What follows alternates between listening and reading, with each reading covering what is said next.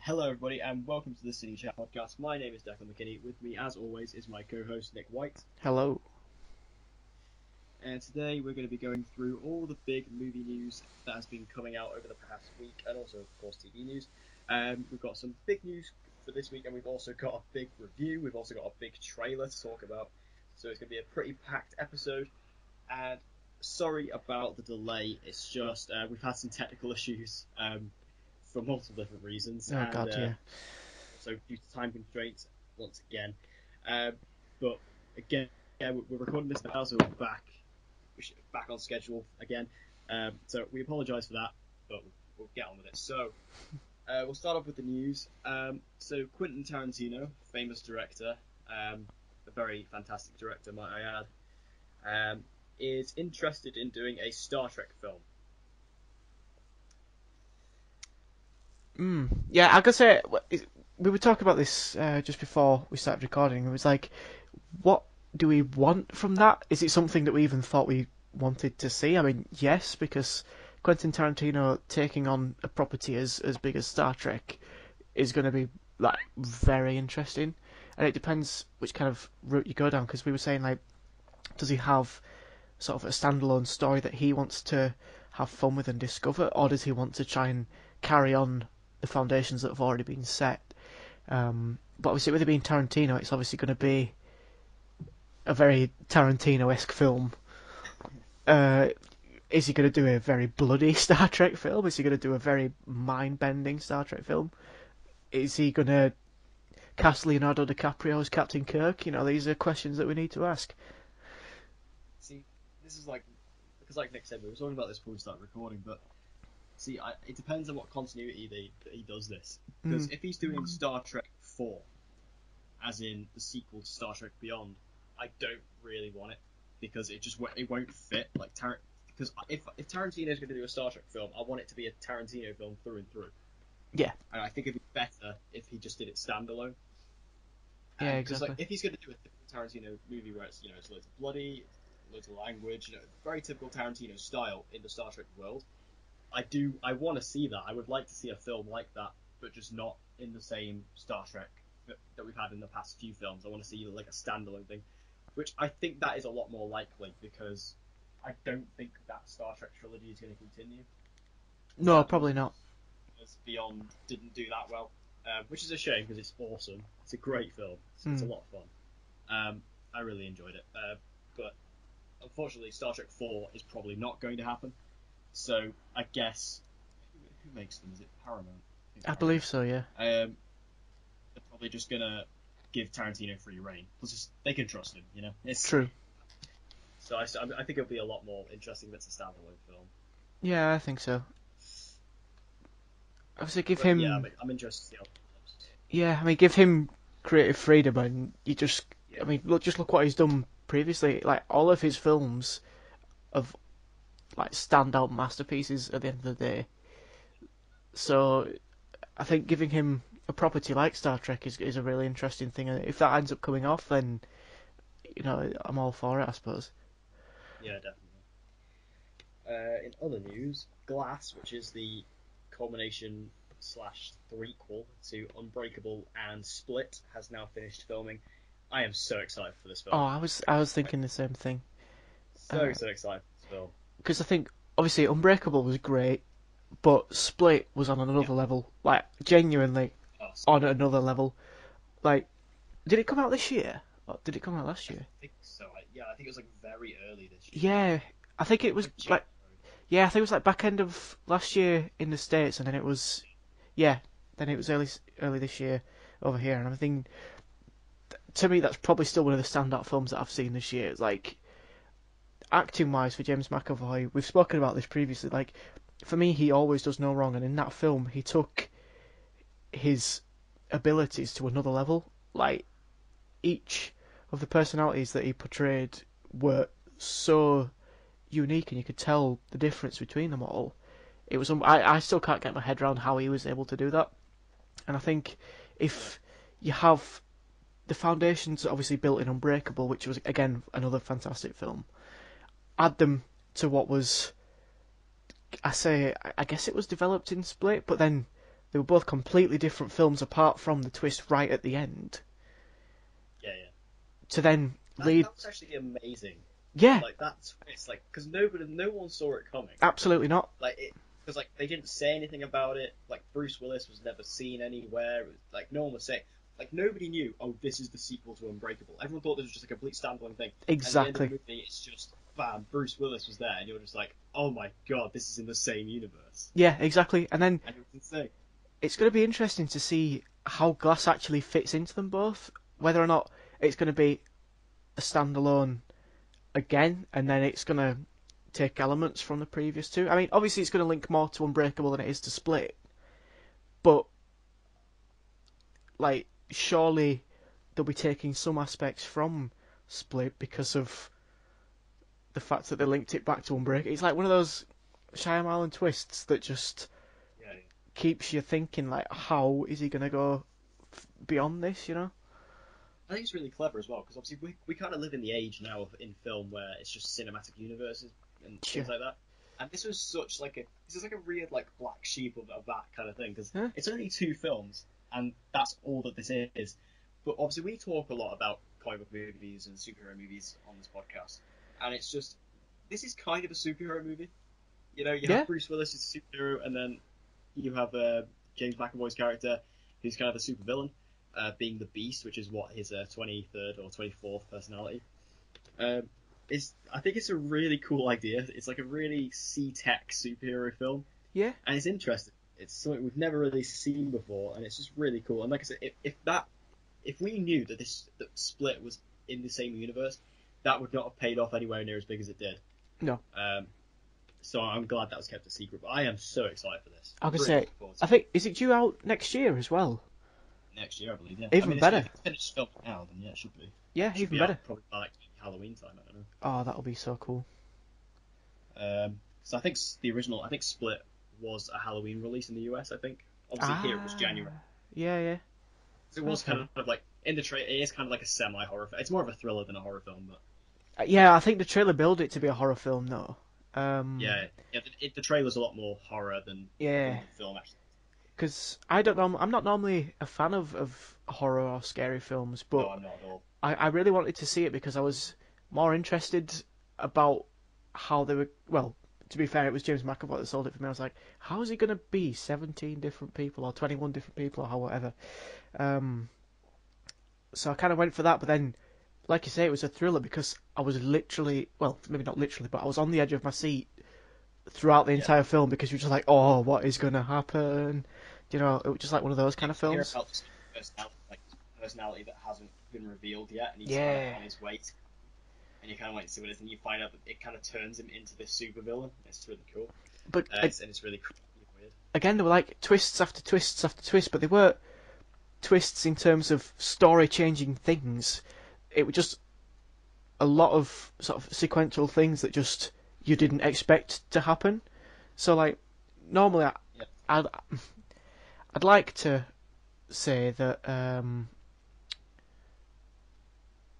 quite good at not predicting twists, but I'm kind of good at looking back in retrospect and thinking, actually, yeah, that's obvious. But when you think about Split, I can go back, I can genuinely say that I kind of didn't expect half of the stuff to happen that did. Do you know what I mean? Yeah, it's really cool. Yeah. Especially because what's interesting is each of the personalities, they're all technically different characters. Like, because, you know, different personalities is very true. Like, they're all different people. Exactly. And even though it is the same person who is the host, you know, they actually, because each different personality interacts with, like, the 3 prisoner girls in different ways. Yeah. Because they're all technically different people. And that's, again, another credit to James McAvoy, because absolutely amazing. 100%. At doing all those different personalities and playing those different characters. But yeah, I think it was. I'm so excited for this film, and it's just the setup and the unexpected setup. Yeah. It's a real sort of fans film as well, I think, for people, because obviously Unbreakable was a very kind of niche film in a way, very sort of small time. Probably one of Shyamalan's kind of less talked about films, at least before Split came out. So it's interesting that he kind of decided to make a sequel to that. He was just kind of listening to kind of the more cult fans of it. Yeah. And he did it. So it's cool. And I think the way this is all coming together, I'm very excited for this film. Yeah, me too. Me too.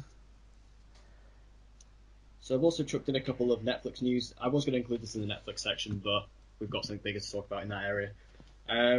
So Stranger Things has been renewed for season 3. This is more for you. Hell yeah. Me. Yeah. I mean, I still haven't seen Stranger Things at all, but Ooh. I know this is good news for anybody who does watch it, because I know everybody absolutely loves it. Yep. I will watch it. I was saying to Nick before we start recording, I'm going to use Christmas to completely catch up on Netflix stuff.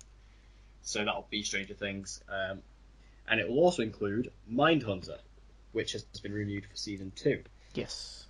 Which you haven't seen Mindhunter either, I don't think. No, I haven't, no. It was a show I was really looking forward to when it was first announced, and I remember first seeing the trailer, and I really was into it. Yeah. And then when it came, I kind of forgot about it when it came out. I think it came out at a bad time. It came out in this, when there was a bunch of other stuff, because it came out around a similar time as The Defenders, I think. It did. Because I remember we covered this as a preview in one of our podcasts a couple of episodes back, and obviously we were both looking forward to it, and I think we both still are looking forward to watching it. It just kind of got lost in limbo and other things of life taking over, and more important releases to me coming out, like Defenders and all that sort of stuff. Yeah. But I'm going to use Christmas to again catch up on Mindhunter, and I'm excited for season 2. I mean, I'm still excited to see season 1. Yeah. But yeah, I'm excited for season 2, unless I absolutely hate it. But I don't think I will. But I mean, it must have done something. It must have done something right to warrant getting a second season. Yeah. So yeah, that's a good sign. Yeah. So we're going to move into the review. We've got quite a big one here. We have the next film in the DC Extended Universe, which we always end up talking about on this podcast. Yep. We always end up circling back around to it. But at least we have an excuse this time. True. We have the review for Justice League. Yeah. That's a good summary. Right. In my review, I gave it a positive review. Mm. I was pretty positive about the movie because I had fun with it. Yes. But as time's gone on, I mean, I've seen it twice, and as time's gone on, I've just gotten less and less fond of it. I started to notice its problems. I mean, I know it always had problems, but I was able to look past it because it's fun.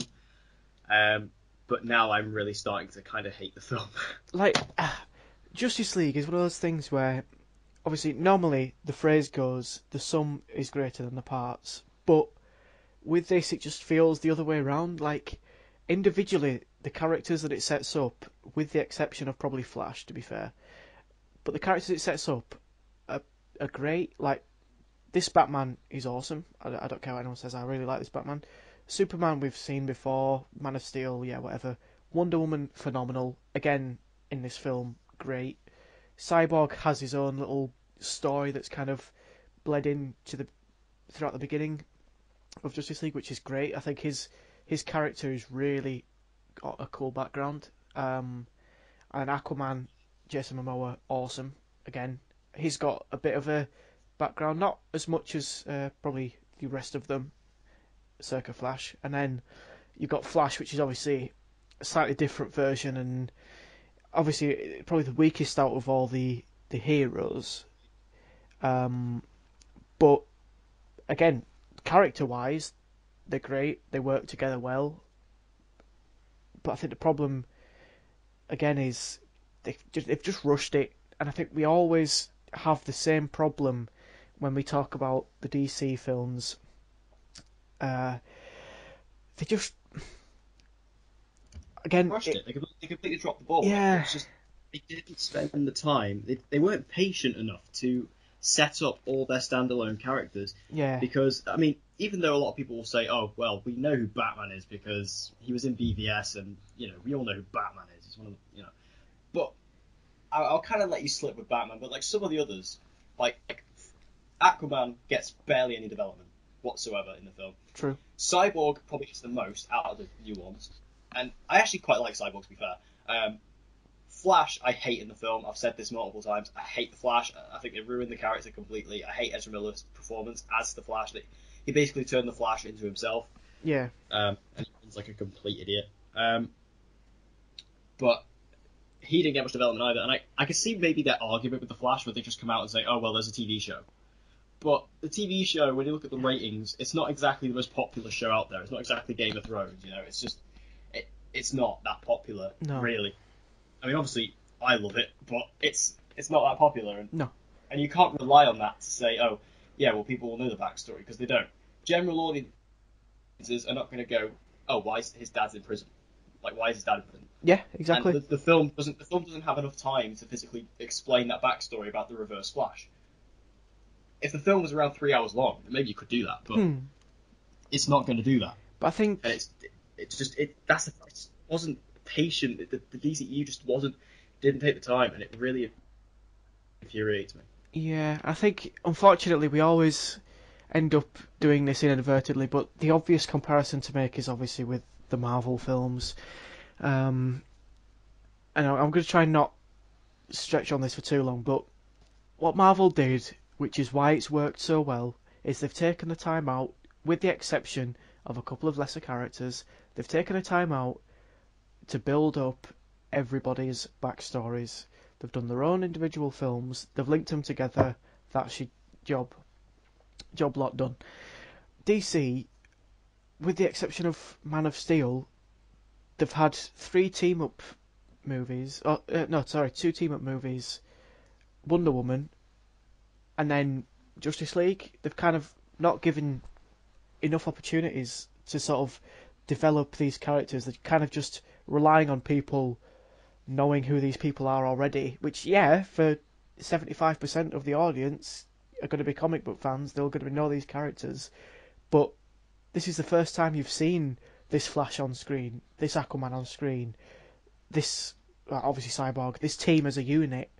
You need to understand a bit more as to why they're together. They're kind of just thrown into this story and they expect you to go with it, you know? Yeah, it's so rushed. I mean, the thing is like, I like to make a good point with Marvel films is to, like, when you look at a film like Captain America: Civil War, and you have that airport fight. I mean, not only is that just an amazing action scene, Yeah. but one of the reasons that scene works so well is because every single character in that scene you have seen before. I mean, the exception of like maybe Spider-Man and Black Panther who were introduced in that film, but like you pretty much have a vibe of everybody. You know who everyone is. They're all developed. They all have connections to the audience and the other characters, Yep. and that's what makes that scene so much more impactful. I Mm-hmm. mean, even though you have Spider-Man and Black Panther who were introduced in that film, they were introduced in scenes beforehand, and also to be fair, they were used in Civil War to set up their own films. Um, but you still had a good feel. Like obviously, you knew that Black Panther, the reason he was on Tony Stark's side was because he was after Bucky, Right. and you saw that Spider-Man was on Tony's side because, well, Tony went and got him, and Yeah. basically just said, "Oh, come with me." But and I'll give you a suit. But it's just that scene works so well. But DC they couldn't pull that off because we don't know who most of these characters are on screen.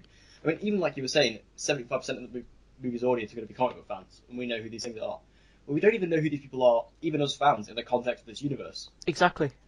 Exactly. Like, we don't even know who they are really, in how they fit into this universe, what their backstories are, because obviously they can do different versions of the characters' backstories. Mm-hmm. So it's just completely weird, and I really didn't like just the way they've rushed it. And I think This universe. my biggest problem with this film as opposed to the DCEU, which we're just sort of ripping into at the moment, but the biggest problem with the film for me was the fact that they kind of spent a large proportion of the film sort of linking all these characters together, and then they were sort of building it up as if it was going to be this huge, massive battle towards the end, and it was just really average. Like the big Yeah. fight with Steppenwolf was like I don't know, like Superman came in and saved the day. Like that was it. There was no big team fight. They didn't all work together that well. They kind of were all fighting individually, and Batman's then MIA for this fight. Like Batman's just gone. Like he drives yeah, off in the Batmobile, and like he's not even involved with the main team. yeah, You have literally, all the others just kind of doing stuff. It's Wonder Woman and Aquaman who are doing most of the fighting. Flash is just running around he's somewhere. just running, dragging cars about, saving kids, and then you've got Batman who's driving it in another direction. Wonder Woman and Yeah, Aquaman are actually trying to do something, and then Superman comes in yeah, and saves the day. Yeah. yeah. So what? Like, why are we how can we possibly be excited about that? How is that supposed to be a good action sequence. At least in Avengers, Yeah. you've got that scene where the camera pans across and they're all stood in a circle about to tackle what's going on. You know what I mean?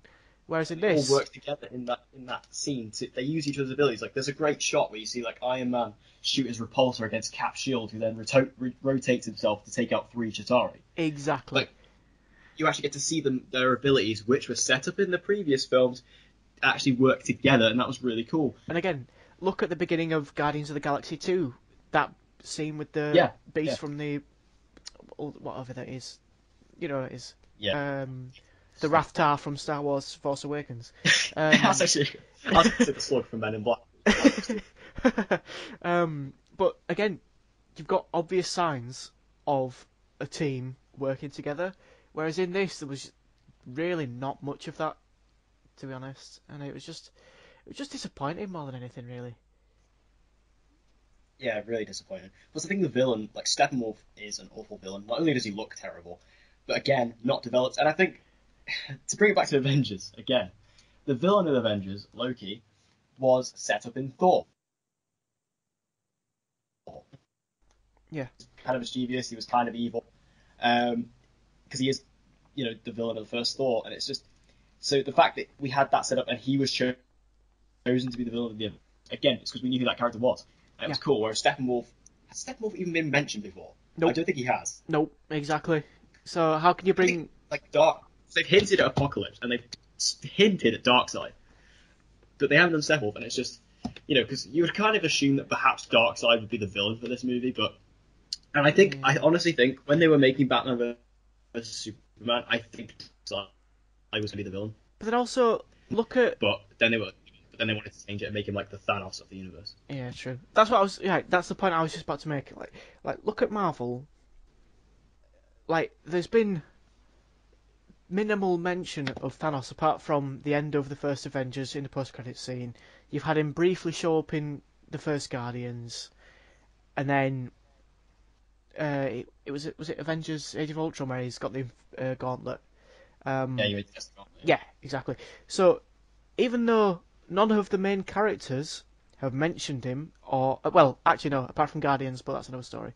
None of the sort of bigger characters, I suppose, know of him, mentioned him, have seen him, yet we've at least know that he's there. Whereas in this film, he literally Steppenwolf teleported in on the back of nowhere, and you're like, what?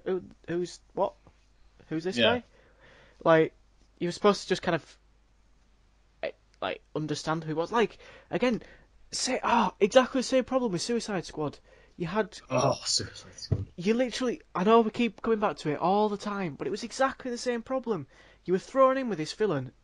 You don't even know his name, for God's sake. They kind of... Oh, yeah, that massive guy, Incubus, was that his name? Yeah. I think so, Like, they mention it once, and then everybody ignores it until they go to fight it. And it's like... It's so weird as well, like, how he comes about. Like, he comes out of nowhere. Literally nowhere. Exactly. And that's the same with Steppenwolf. He just teleports in out of fucking nowhere. It's like, what? Like, dude...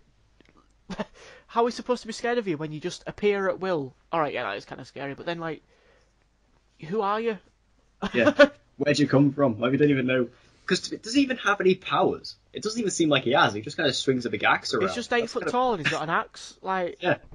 So what? Yeah. It's like, it seems like, because they even make a joke in the film where it's all like, oh yeah, he's really tall. Like, is that his power? Is that what makes him scary? Because I don't really see anything else. But even then, there's that bit that was put in there for comic relief that didn't really hit. When Flash turns to Bruce Wayne, he's like, so what is your superpower? He's like, I'm rich. I'm rich. Yeah. Ha ha ha ha ha ha ha ha. It's a good line, but the problem is with that is that it don't work. this is my it doesn't work, and the problem is because you were saying how good Batman is in this universe, and I agree. I love Ben Affleck, and I love his version of Batman, or at least I did in BVS. And I still like him in Justice League to a large extent, but he was far too jokey, far too quippy for Batman. Like there's a scene that really stands out for me is the scene where they have to fight Superman. Spoilers. And then he gets taken out, and he says, "Oh, something's definitely bleeding." Like, why would Batman say that? Like, that's just not what he'd say. He stays silent when he's fighting. I mean, I guess you could say, well, he's not exactly. He's with everyone knows who he is, who he's with at that time. But still, that's just not his personality. I mean, Batman anyway. I think probably the cartoons are probably the best form of Batman that has been shown. He's like got a very dry sense of humour, Yeah, yeah. which is fine. But when you try to make him over comical and it doesn't really pay off, they kind of need to look at that and address that for the future. Because it like, I know again, I hate to keep comparing stuff to Marvel, but look at Thor. Thor's like a very serious character, and then you bring Ragnarok around, and he's completely changed. But Yeah. that worked, and it worked in the tone of the film, which is fine. Whereas with this, the kind of, oh yeah, Marvel trying to be funny. Let's be funny. Let's make Batman funny. But it's supposed to be like a really dark, serious film. And it's like, Yeah. come on, It like at doesn't least, work. It doesn't work in the context of the universe because in the universe they've set up here, it's supposed to be a very dark, serious universe. Whereas Marvel, the reason, even though I'm not a big fan of the Thor sort of comical change, I mean, though it works for the movie, like you say, it doesn't work for the character. But obviously we spoke about that in the last episode. yeah, But the thing is with the DCEU is they've set up a very dark, serious universe, and when it's all of a sudden light and jokey, it's like, is this even in the same universe? Like this feels completely different. Like BVS, was a big complaint of it was very dark. yeah, But that works for DC because DC is the dark comic book series, really. yeah, And then you jump to Justice League because even Wonder Woman kept that tone. And yeah, you could say Wonder Woman had a lot of humor in it, but it was a lot more sarcastic humor, which again that works in a dark I don't want to say dark universe, God. It works in a darker universe, grittier. and but then Justice League just completely ramps it up to 11 with the comedy and Yeah. even when you look at like the color grading and the lighting and the cinematography, it's all so much lighter and it's just it doesn't fit at all. But like, I just don't understand because obviously, I know Zack Snyder kind of took his foot off the pedal. Obviously, circumstances that were awful, Yeah. and we always talk about that. Yeah, whatever. But when you look at Wonder Woman and how right they got that film, why? I don't understand why they're struggling with everything else because they've obviously got the capabilities of doing something brilliantly. Like Wonder Woman, to me, is up there as one of the best superhero films I've probably seen, which, with the exception of probably the end battle again. I mean, like, it's. I mean, I don't know how I'm trying to explain it. In terms of probably character introduction or background origin story, whatever, it's got to be up there as one of the best sort of introductions of a character. Yeah. But Like I was so happy when I came out of Wonder Woman. Like I remember, I mean, I saw Wonder Woman twice in the cinema. I remember coming out the first. I physically cheered when it ended because I was like, finally, they've done it right. They've got a good one. We've been disappointed time and time again for like the past 3 years, and finally they've done it right. They've got a good one, and I was so optimistic going to Justice League. And it's yeah, just, exactly. It just shows how good Wonder Woman is in this universe as well because she is easily the best part of the film, easily. Easily, yeah.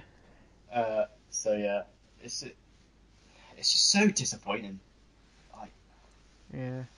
as a DC fan, and again, I like to bring this up a lot on the podcast because obviously I'm a huge fan of it. The Arrowverse, like they just did their massive crossover last week, which is basically the Justice League equivalent for the Arrowverse shows. Sure. And that works so well. Like it worked so well. And I'm not just saying that because I'm a fanboy, and I'll admit that, right? But again, it's all set up. And I guess you could argue, well, it's a TV show, so you get a lot more time, which is true. But still, we have all this standard, like every single character in that crossover, pretty much we had seen before, for a large extent of time, and we knew exactly who they all were, what their powers are, who they are, what their personalities are, how they all relate to each other. So when they all come together, it's a huge moment. And Justice League, again, just lacked that completely. Yeah, exactly. Oh, they'll get it right eventually. They have to, just by rule of numbers. Yeah.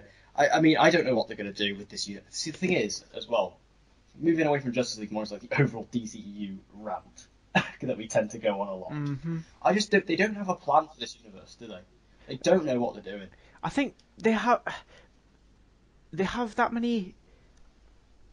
I don't know. They have that many properties they can go with, and that many characters. They just kind of the schedule's that much of a mess because they're just like, right, we're gonna do this, we can have this, we're gonna have this, we're gonna have this, we're gonna do this. These characters worked well, so we're gonna have their own film. these are going to have a team up. There could be a sequel to this film, even though it didn't do right well, but we'll do it better this time. And they're just proper trying to power through so many, almost as if they're playing catch up to Marvel. But the biggest difference is, at least Marvel had a plan and they've been methodical. And even when you look at the release schedule, they're doing it right. They're setting things in order to keep the momentum going, leading into each of their phases.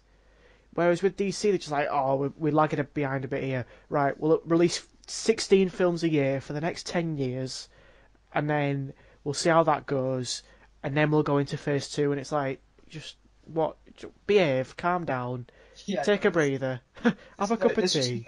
There's no kind of flow or kind of streamline to how they release this stuff. Like, No. Justice League should not have come out yet. No. No way should it have come out. Not this early on. It's just, it was so stupid. And then, they just have like all these other films, like Aquaman's the next one, which doesn't even come out till like another year from now. Yeah. Which is insane, but I'm kind of looking forward to just having like a DC movie, like not having one for a while. Standalone movie instead of a team-up movie.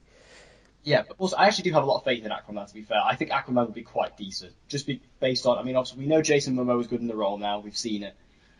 Also, James Wan is directing it, so True. I have a lot of faith in Aquaman, actually. I think it'll be very fun and different. Hopefully, it'll be kind of as good as Wonder Woman. But then you've also got like Shazam, which, again, Shazam looks kind of promising, but where does it fit in? Also, a thing I saw brought up, which is very interesting as well, is Shazam is such a light hero. Is he going to fit into this universe whatsoever? No. That's the thing. Because he's such a light hero. Because he's supposed to be like a really pure of heart character, and I don't see where he's going to fit into this at all. Unfortunately, yeah, you're spot on. Like, we've just been saying how much, not dark, but I suppose how gritty and how real this universe is trying to be, and then you introduce someone like that. It's just a conflict, like, massively. Yeah. Unless this, I don't know. I really don't know. They're just confused. All this, the thing as well, they just announced all these standalone films just all over the place, and I don't understand. Like, I'm pretty sure they announced a Harley Quinn movie the other day. I think I saw that pop up somewhere. Yeah, quite possibly. I don't remember. I saw that pop up. They've announced a Deathstroke movie, which obviously I'm super hyped about that. But do I need it? Do I want it? Not necessarily. I'd much rather see Deathstroke just be a villain in a movie than a standalone movie. I don't need a movie for him. I really don't. And all these, like, I remember they announced a Deadshot movie a while ago. Now, I don't think that's happening anymore. No, I think that's gone lost into wayside, hasn't it? They haven't mentioned that, but I think they don't want to. I think they just kind of sweep that under the rug and just say, oh yeah, forget about that. But, why would you announce a Deadshot movie? Because it's Will Smith and he's got star power and that's about it. True. But do people want a Deadshot movie? Yeah, people liked him in Suicide Squad. I liked him in Suicide Squad, but it's just, again, I don't need a standalone movie for him. Deadshot's a cool character, but I don't need that. Like, I'm no disrespect because I really like him as a person and I think he's a great actor, but I think casting Dwayne Johnson as Black Adam is a bit unnecessary. Like, I'm skeptical at how well he's actually going to do, because having him thrown into a superhero setup, I suppose, it's nothing like what he's done. Which, yeah, fair play to him, he's wanting to do something different, but is it needed, or are they just trying to cash in on the fact that it's guaranteed to make money because he's in it? You know what I mean? Because I don't see it at all. Like, I try to picture the Rock suit, and I don't see it. It doesn't work in my mind. Exactly. Plus, the Rock technically already plays a superhero in the Fast and Furious films. Well, yeah, pretty much. I was talking to my friend earlier because he's actually quite a big Fast and Furious fan, but he's not really a big film guy, so he hasn't actually seen 8 yet. Right. And I was telling him about the moment, in 8 when the Rock is on the ice thing and he climbs out of his car, holds onto the door, starts skating on the ice, grabs a torpedo and physically throws it with his arm. Yeah.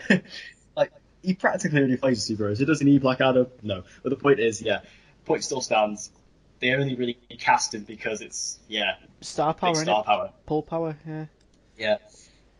Plus, it's just, the only other film that they've announced I can actually see is Wonder Woman 2. Which is, I think, 2019. And again, I think that's the only one so far that's actually warranted a sequel. Yeah. because we know Suicide Squad 2 is happening, but the only reason that's happening is because Suicide Squad 1 made money. God knows how it made money though. Like it was I'll tell you why. It's because it was marketed up the wazoo. It was everywhere. true.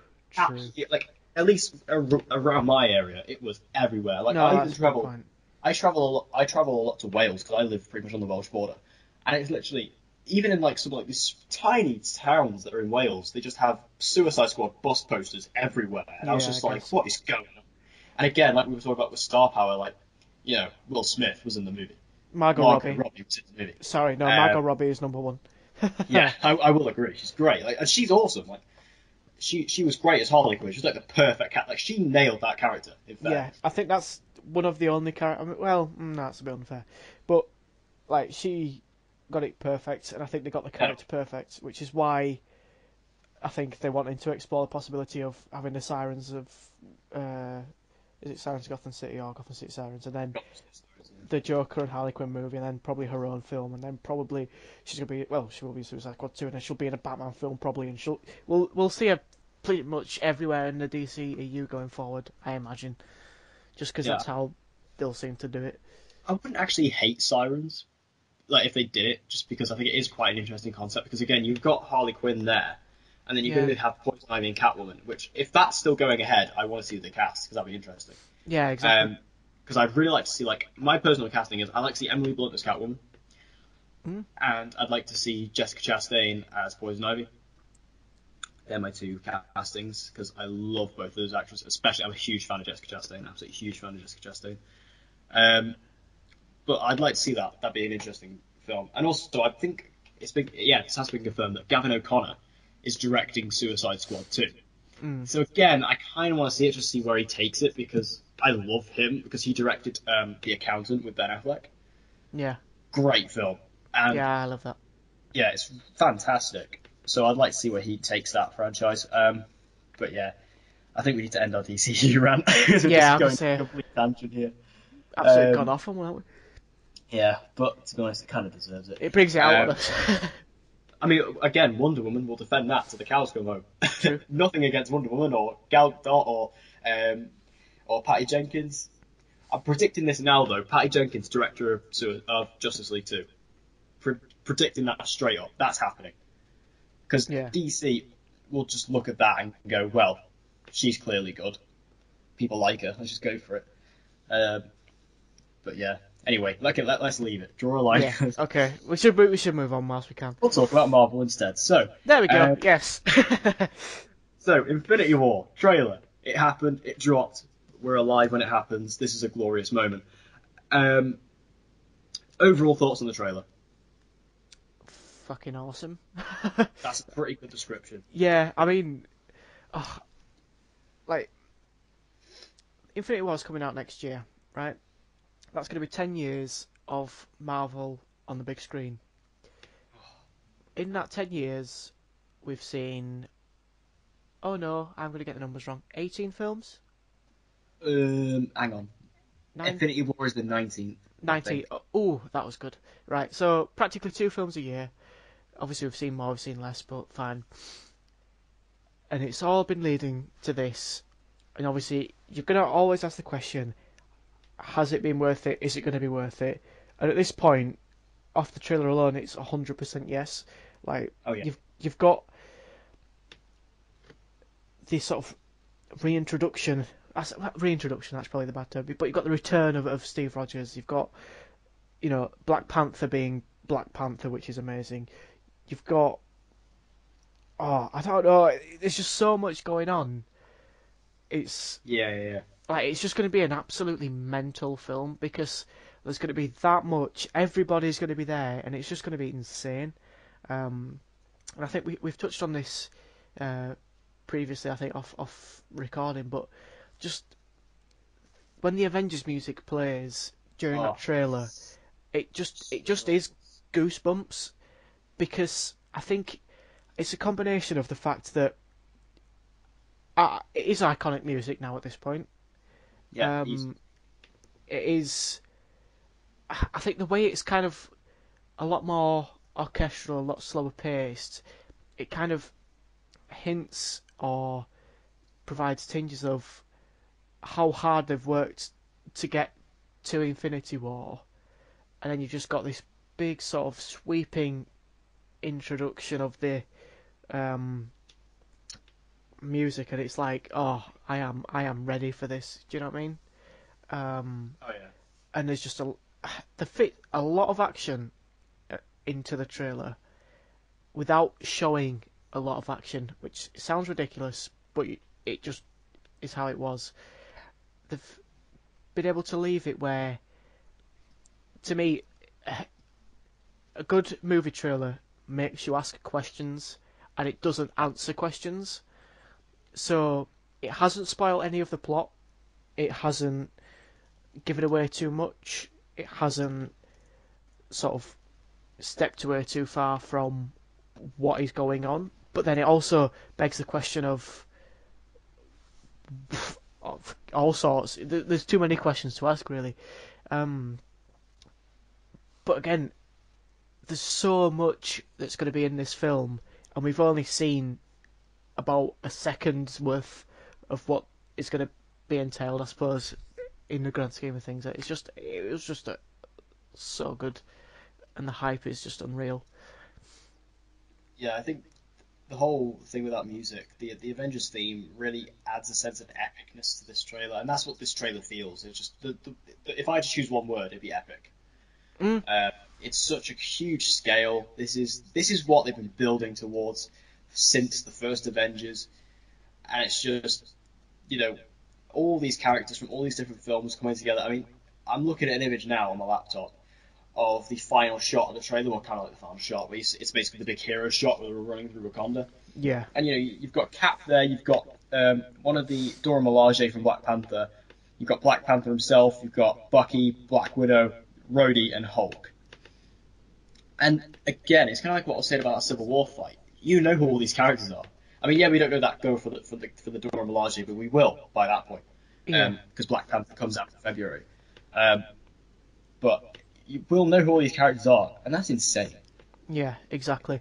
And I think my only gripe with the trailer was that they showed a lot of Wakanda. Yeah, it kind of makes you think, doesn't it? Like, What's obviously, going on there? it makes you think. Well, that can only mean that Black Panther. Oh, well, and they showed a lot of Black Panther too. Which only leads me to think that this film that's coming out, Black Panther, I mean, in February, I think it's going to be a lot bigger than anybody first imagined. I think we knew it was going to be an important film. We knew it was going to be important, but I don't think we understood how important it was going to be until this Infinity War trailer, because obviously I would argue that Black Panther probably has quite a central role in the trailer. That seems to be the case anyway. Yeah. And then obviously you've got the fighting in Wakanda, and then a lot of things taking place in Wakanda. So it's like, where is Black Panther going to finish for them to be fed straight into Infinity War? Whether or not it will, I don't know. But I think it'll be interesting to see the post-credit scene for Black Panther, and also I think just that's like gonna you be. say, for him. I think that's going to be more. I don't want to say that's going to be more important than the rest of the film, but I think the post-credit scene is going to be huge going forward. Yeah, I Huge. mean, this is the film before Infinity War, so it's going to have to do a lot, especially like those post-credit scenes have to. Because, I mean, we sort of got used to now with the Marvel films. You kind of get two post-credit scenes usually, and one of them is like a setup, the other one is a joke. I don't know if Black Panther will go that route. I don't know if Black Panther will have the joke because one, Black Panther doesn't look like a jokey film, I was just going to and say, two, yeah. it seems like a lot more of a serious Marvel film, which we haven't had in a while. We haven't had like a Mhm. more serious, grounded one. I'd probably say the last one. I'm trying to look at my Blu-rays now.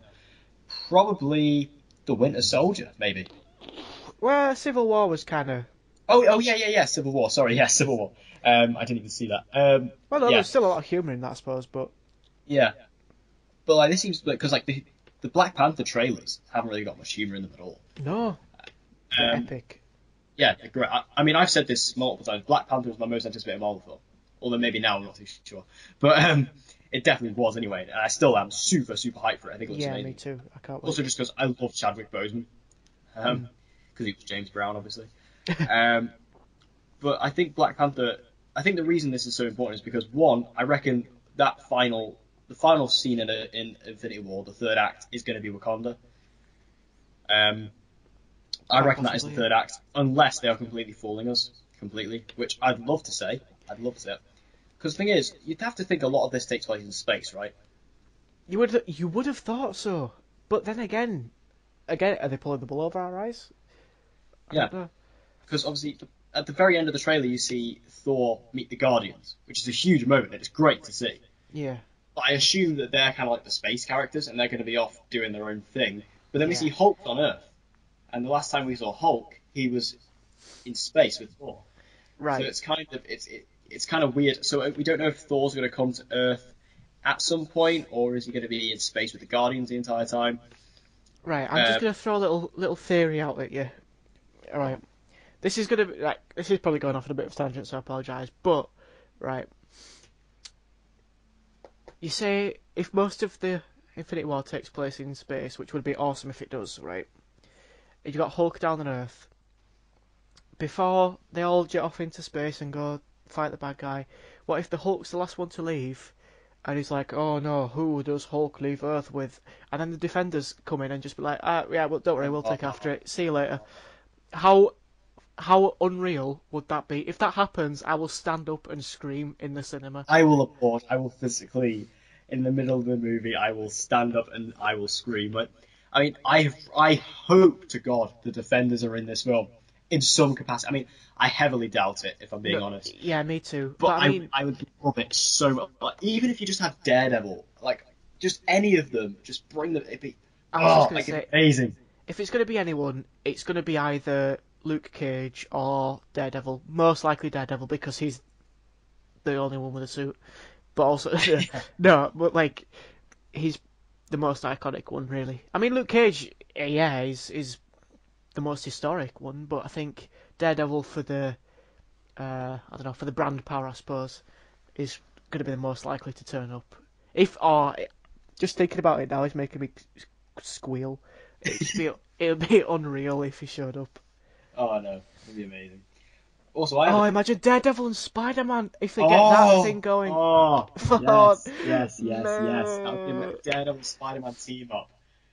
Oh, Oh, that'd be just amazing. oh god, yes, They need please. to do more. They just need more crossover with the Netflix stuff, and I don't know why they don't. They really should. It's not as if they haven't got the money because it's Yeah, like exactly. the biggest chuffing franchise in the history of mankind. Well, it's probably not, but it's up there. Well, I'd say it's definitely up there. Yeah. I mean, four of its films so far have made over $1 billion. It's doing all right. You know, Bloody and this, hell. Yeah, I didn't realise that. yeah, four of them have made it. It was Iron Man. The Avengers did Iron Man 3, Age of Ultron, and Civil War. They all made over $1 billion. This will make over $1 billion hands down. Oh, this is going to Maybe be. close to $2 billion. This will. I'm not sure if it will make $2 billion, but it'll get close. It'll do like Force Awakens numbers. It'll do huge. This is going to be one of the. I think this is going to be one of the biggest films of all time. Of the time, yeah, completely. It's gonna be mental. I have a theory about Wakanda because Wakanda is a huge theme in this trailer, as we said. The Soul Stones, the Infinity Stones, are a huge part of the MCU, kind of at this point, and it's all kind of again set up for this film. We haven't seen the Soul Stone; it's the final one that we haven't seen. And people have always said to me, "Oh, we'll see it in Ragnarok. It'll definitely be in Ragnarok." Yeah, people were saying it could be Heimdall's Eye, weren't they, or something? Yeah, and I've always said no. I've always said it won't be Ragnarok because Ragnarok, they did a Infinity Stone in the Dark World. They won't do one in Ragnarok. It's like they did one in Guardians, but they didn't do one in Guardians too. They, Yeah. they just won't do it. I couldn't see it happening at all. I've always said Black Panther because I think it fits better in that universe. The idea of kind of the soul of Black Panther being passed down upon generation of these kings of Wakanda. Mhm. And I think if this movie is very Wakanda heavy, clearly the Soul Stone's in Wakanda because Thanos will be coming after it. Yeah, that's a And good shout. To be that's fair. that's the only thing that makes me think that this movie that's not the finale. Because again, we don't know what Avengers 4 is. Because if Avengers 4 is kind of Infinity War Part 2, we don't know that yet. So it's kind of like we don't know what the story of Avengers 4 might be. So maybe this is the finale. Thanos gets the Soul Stone and completely destroys everything, and then Doctor Strange is like the last one alive, and he changes it all, and they do time travel. Because that is rumored. Yeah. The rumor is that Avengers 4 is time travel. There is also the secret invasion thing, but I've also heard about time travel. Because apparently they're trying to like reenact the first Avengers by like changing things from the past. So like changing the placements of the Tesseract. So it's kind of, we don't know what they're going to do, but I still think the Soul Stone is definitely in Wakanda. Yeah, And I we think maybe that's a see good it in Black shout. Panther. I reckon like one of the post-credit scenes of Black Panther will definitely be to do with the Soul Stone. 100%. Oh, how's this for a bit of a bombshell? What if one of the post-credit scenes for Black Panther is a red herring from the Infinity War trailer, and it's that bit where he's just turning and goes, "Get this man a shield." That's my favourite line in the trailer. What love that. What if that's a post-credit scene from Black Panther? Bang, That'd be amazing. bombshell, That'd be dropped. just to see Cap. Because to be fair, last time we saw Cap, he was in Wakanda. Exactly. Because obviously he was putting Bucky back in the fridge. So maybe he's just chilling out there. I don't know. Maybe going into hiding or something. You never know. I mean, we have kind of heard rumors that he's kind of formed the Secret Avengers and he's doing missions with with like Team Cap from Civil War. But I mean, we last saw him in Wakanda, and now it seems like he's back in Wakanda. Yeah. So I don't know. It's kind of interesting. I guess this will all be explained, but I think that this trailer, it really does get you excited. Oh yeah, it really does. Really, I've watched it about probably over 50 times. I'm not even exaggerating.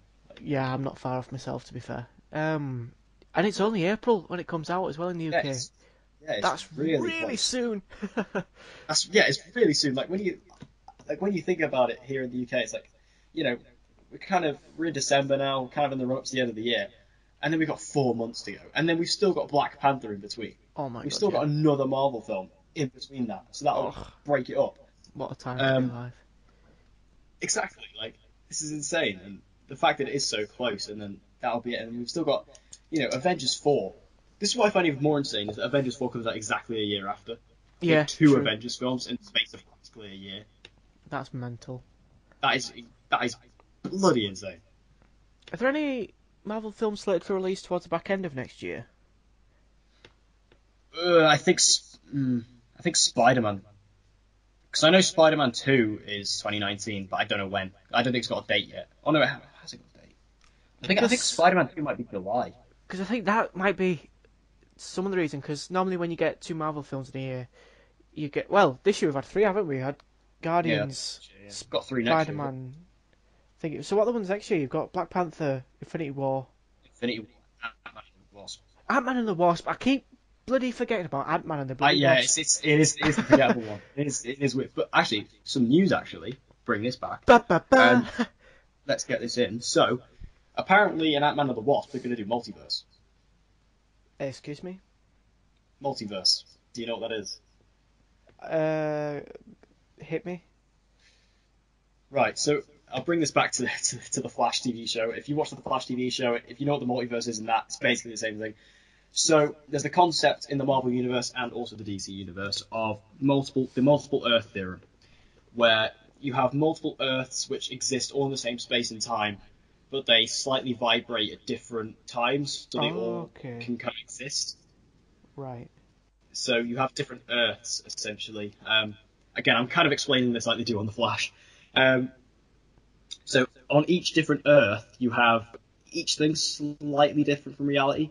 So you have everyone's the same, so you still have everyone's the same, the world's the same, but everything's slightly different. So I'll give you an example. So on The Flash, on Earth 1 is basically the same as our Earth. It's the same as normal life. Right. But then you have Earth 2 on The Flash, which is like a lot darker and it's a lot more violent. There's a lot more crime. And like on Earth 1, you have Barry Allen, who's a forensic scientist and is a hero.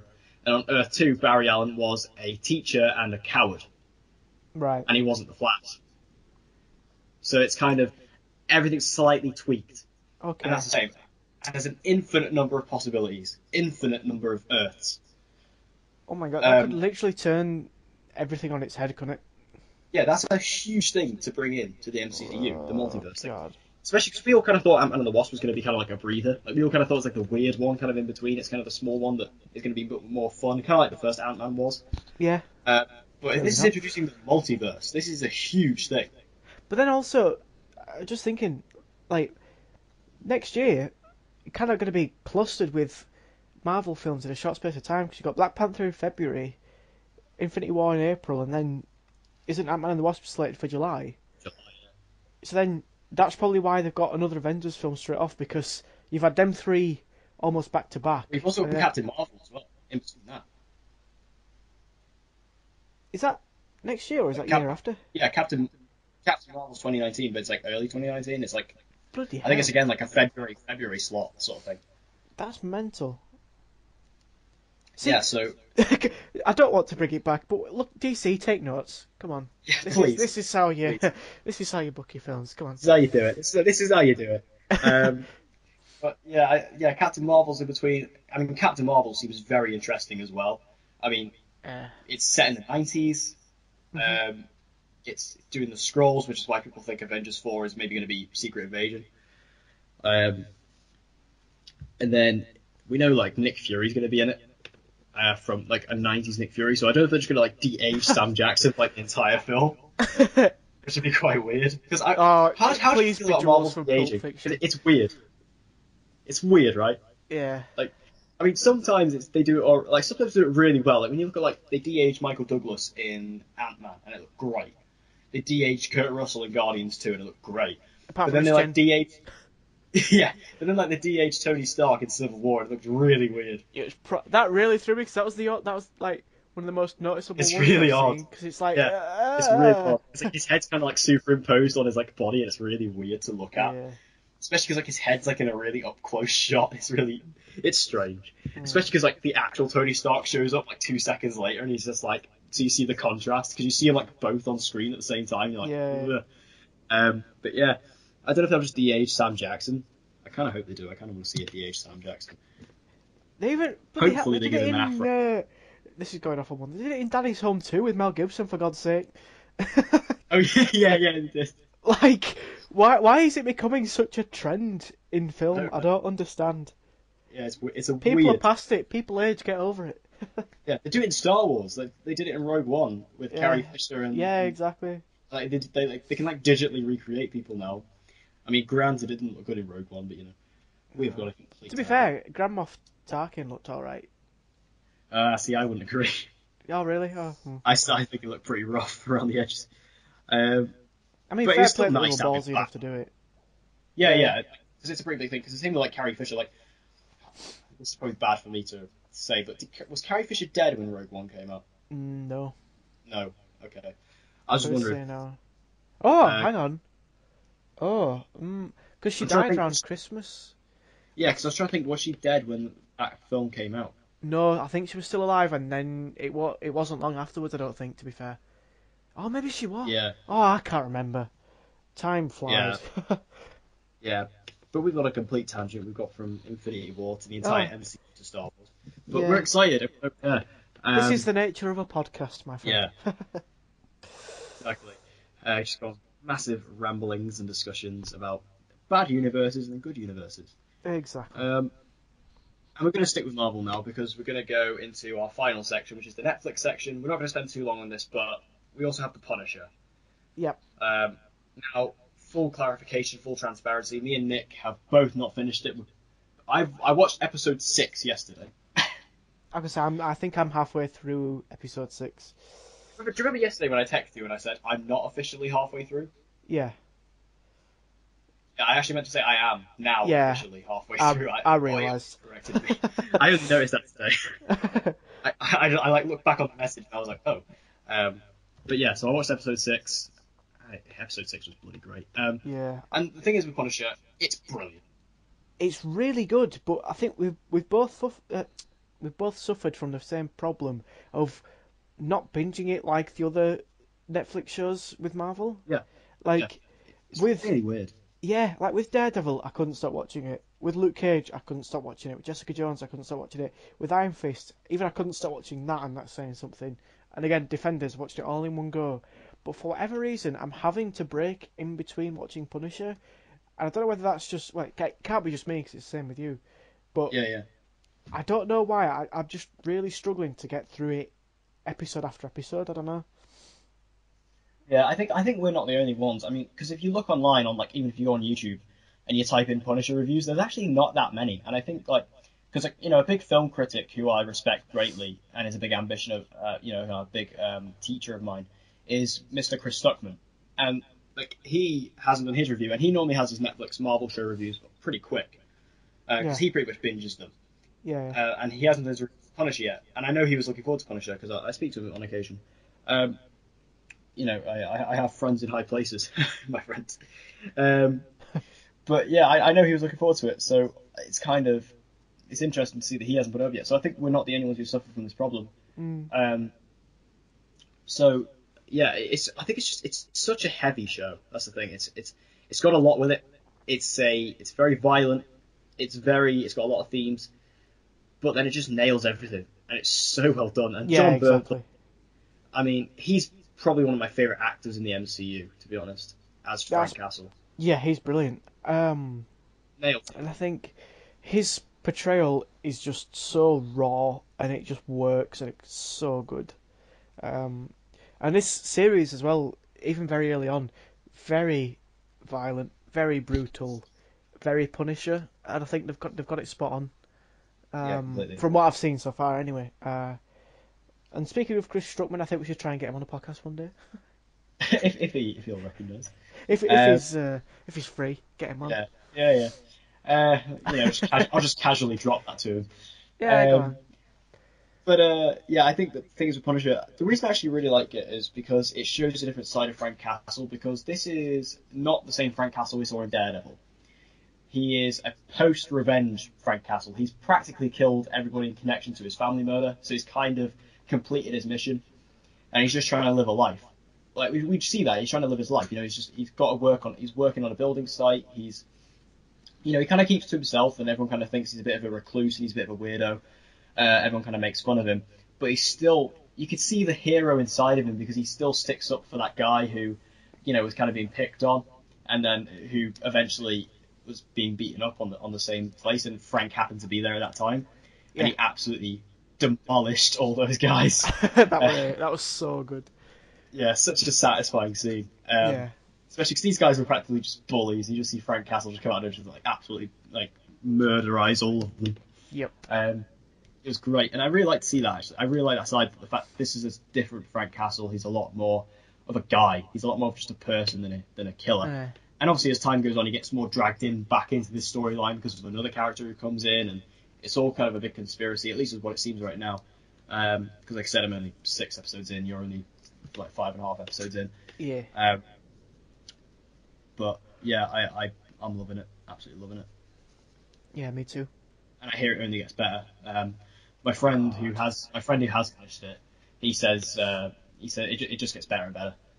He says like the finale is like easily one of the best episodes of any of the Marvel Netflix shows, and he says the Punisher is the best. He says it's his favorite. So Oh I think good things are ahead for us. We will try and do like a full sort of review when we've both finished it. Hopefully by the next podcast. I'll Fingers try and crossed. yeah. I mean, I think the next podcast we'll do will be when Star Wars comes out. Yeah, that sounds about right. Yes, so we'll try and include it there as well, if we can. Star Wars. Yeah, Star Wars. Yeah. Oh, It's a mind blowing to think that that's only actually a week away, I know. just over a week away. But to be fair, I was having this conversation with one of my friends the other day. Like, we're in the golden generation of Star Wars fans. Like, we've seen, obviously, the originals, we've had the prequels, we're in the midst of a new trilogy, but there's also the spin-offs coming out every year between the new trilogy, and then there's another new trilogy on top of that coming, and it's like, Yeah. we're like literally in the midst of Star Wars hype, and it's a glorious time to be alive. Most certainly.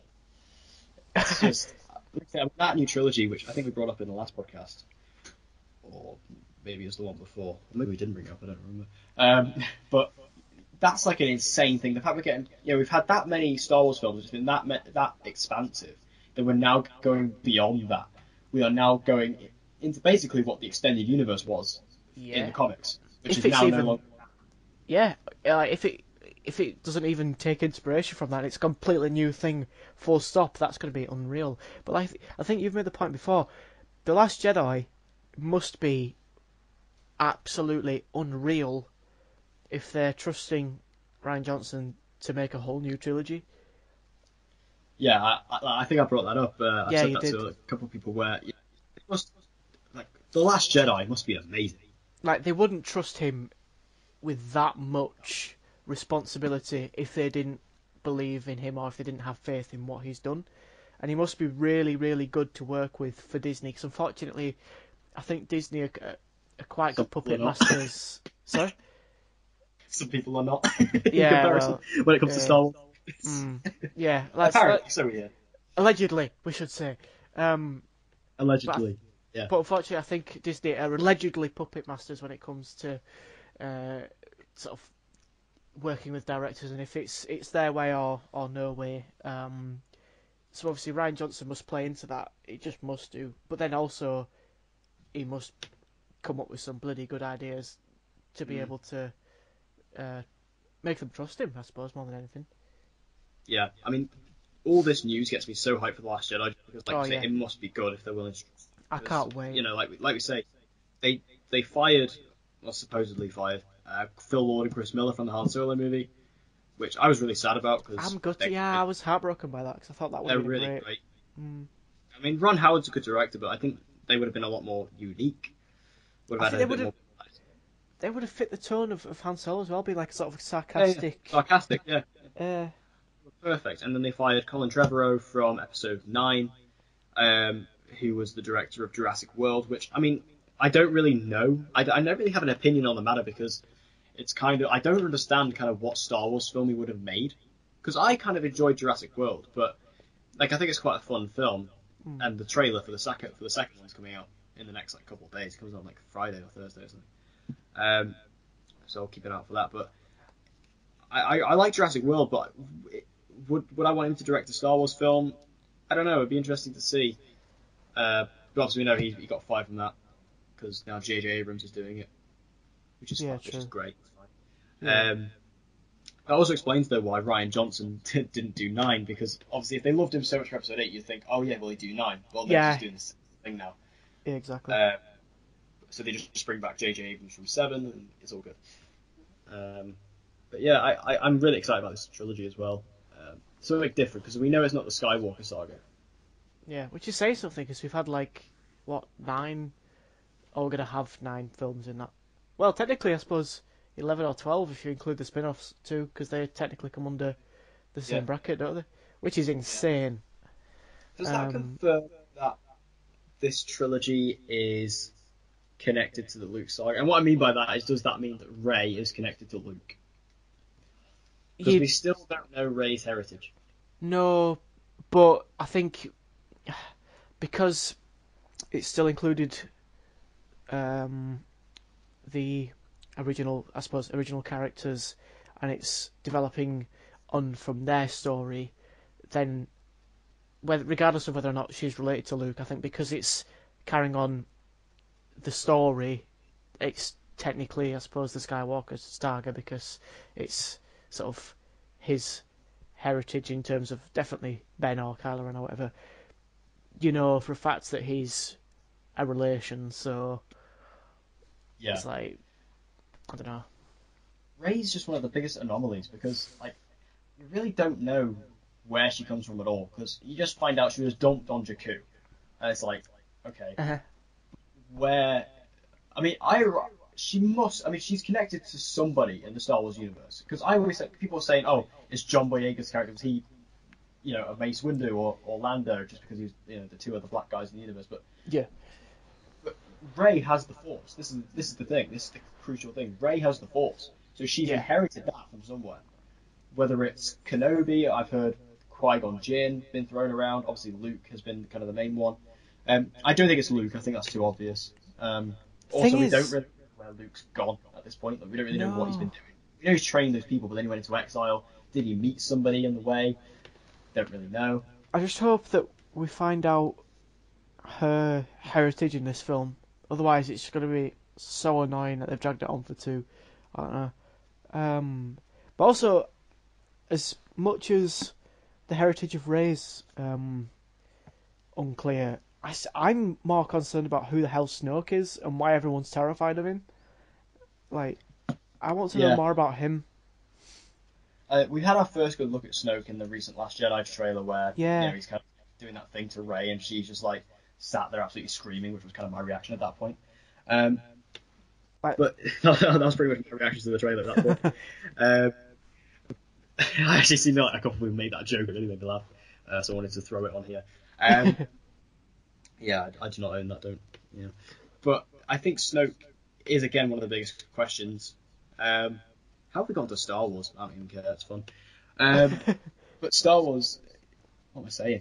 Snoke is very interesting, and I think one of the biggest mysteries we had in Episode 7 was, is he that big, or is that a hologram? I think it's a hologram. It is a hologram because, well, yeah, like I said, it's a hologram. You see him in the trailer, and he's a pretty small man. Yeah.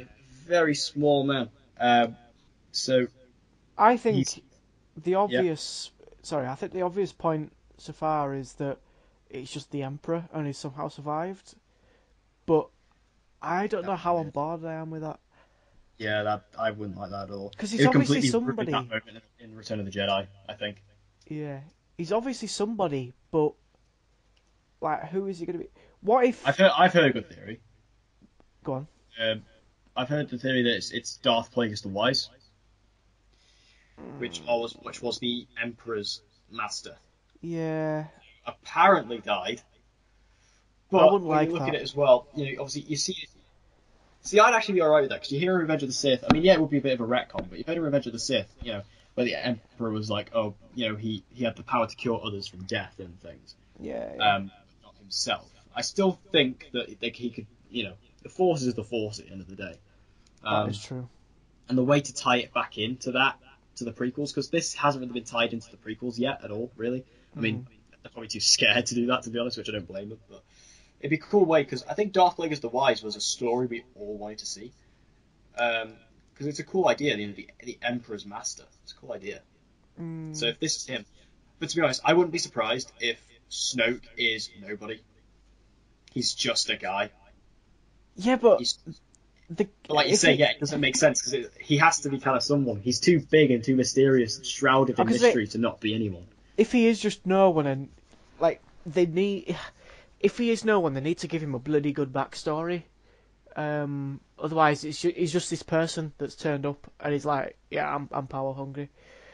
I don't know, but like, who is he going to be? Because it needs to be someone that everybody knows. Otherwise, they'll be like, no point. Because Darth Plagueis is only mentioned in passing once, isn't he? Really? Yeah, it would be a bit of a weird twist, and I don't know how people would react to it. And also, if he's no one, that would be really underwhelming. Like, that'd be really. Do you know what I've said this before, and I really want it to happen just because I want to see the reaction. Is if it is Jar Jar. I don't know why I want to see that happen. Oh my goodness, that's just not going to happen, is it? It'd be the ultimate kick in the teeth for Star Wars fans. I just find it so funny that happened though.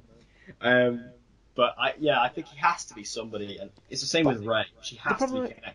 Yeah, 100%. But I even with Snoke, I can't picture it being a good person turned bad. Like, if it was like Obi-Wan or something as wild as that, I can't see that happening. No. I don't think we'll get anything history-wise to do with Snoke until Episode 9. Maybe very end of Episode 8. Maybe because we actually see him physically in Episode 8, we might get something. Because he's actually there, we know that. We know that Rey comes face-to-face with him at a point. Okay, give me a theory. Who do you think Rey is connected to? Like, where do you think she comes from? I don't know. I really, really am struggling. I have a feeling it's going to be something to do with Obi-Wan, just because. Yeah, I do. Just because there's that bit where she picks up the lightsaber in the Force Awakens, and then they've kind of changed. Is it? Oh fucking hell! I've got his name. Alec Baldwin's. Is it Alec Baldwin? Bloody hell! Alec Guinness. Alec Guinness. Alec Baldwin. Where? Alec Baldwin. Oh, I got that wrong. Alec Baldwin as Obi-Wan Kenobi. Yeah, yeah, forgive me. But there's that bit where they changed his way of speaking, so it's like Ray. Yeah, that. I think that's probably the biggest link, because otherwise it's like, why would they make him do that? It's like they've got other voices in there like Yoda, and that's just a normal Yoda line. It's nothing special. It's just something that he's said before. And again, they got Ewan McGregor to come in and record a couple of lines. They wouldn't do that if it wasn't worth some sort of payoff. Do you know what I mean? Yeah. Also, I think heavily rumored is obviously the next standalone film Obi-Wan movie. Mm. Was that confirmed? There's been so much Star Wars news. Like, I don't think I it's don't been think it confirmed, was but I think officially. it's like 90% gonna happen. Yeah, it's practically gonna happen. Yeah. I think if that is gonna happen, which again it looks pretty concrete, why would they do an Obi-Wan movie if it wasn't gonna connect? Because again, it would kind of come out around the same time as not around the same time. It would come out after Episode 9. Yeah. Because it'd be 2020, I want to say. Should be. Yeah, because Episode Yeah. 9 was 2019. Yeah, exactly. Yeah. So it'd be the right time. It'd be about right. So it'd be interesting to see that. And also, if they do announce the Obi-Wan movie, I'm going to be pretty convinced. Yeah. But it'd be interesting to know why he kind of. I mean, I guess you could say that he dumped her on Jakku because of Anakin. Yeah, Because potentially. he saw what that could be. So he just kind of thought, oh, I don't want my child to ever kind of learn of this power that she has. Mm. But then also just kind of dragged into it, so it'd be interesting. But yeah, I think, God, that was a nice little Star Wars discussion. I don't know how we got Yeah. onto it. Yeah, it happens. It happens. It does happen. That's podcasting for you. So I think we'll leave it there. Yeah, we'll wrap Uh, up. that was a good episode, I think. I enjoyed it. Yeah. Yeah, there was a lot of good discussions, a lot of hate towards one universe. But yeah, overall, I hope you guys enjoyed this episode. Make sure you stay tuned to the channel for more of our mini episodes and also more podcasts. I think our next podcast, seeing as we just did a big Star Wars discussion, it will be The Last Jedi. That kind of pans out in terms of time. Yep. So that's good. We'll have that done. So we hope you guys enjoyed it. I've been Declan. And I've been Nick. And we hope to see you guys in the next episode of CineChat. Thank you.